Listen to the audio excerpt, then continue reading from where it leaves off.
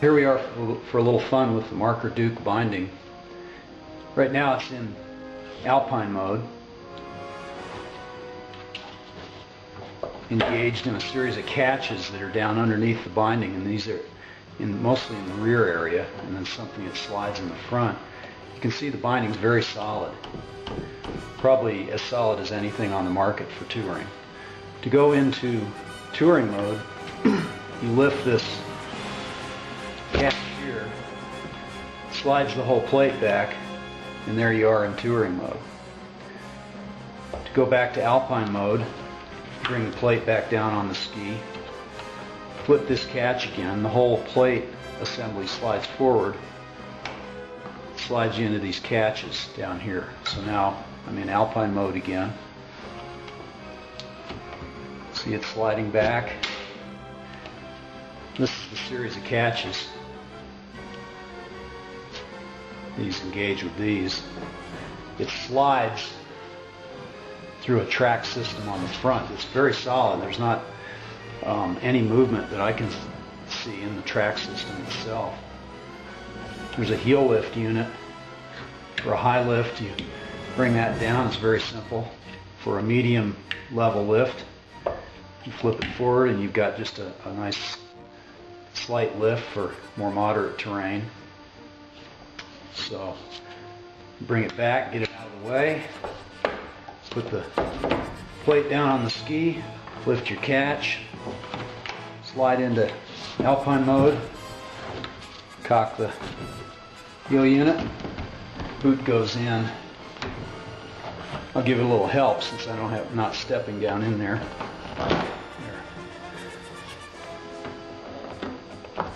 They're incredibly solid. Another really interesting feature of this that I think is innovative is, you know, touring boots and alpine boots have different thicknesses of sole in the toe area, and then when the sole gets worn, it has less thickness. So a touring binding has to be adjustable for that sort of thing. Most of them, the toe rises up and down. The problem with that is it weakens the toe and makes it difficult to build a release mechanism into the toe.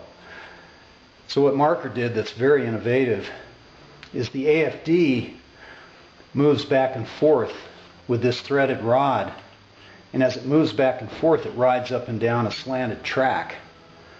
And as it rides up and down the track, it rises up and down and adjusts the distance between the AFD and the top of the toe jaw here, so that you can adjust it for any thickness of boot.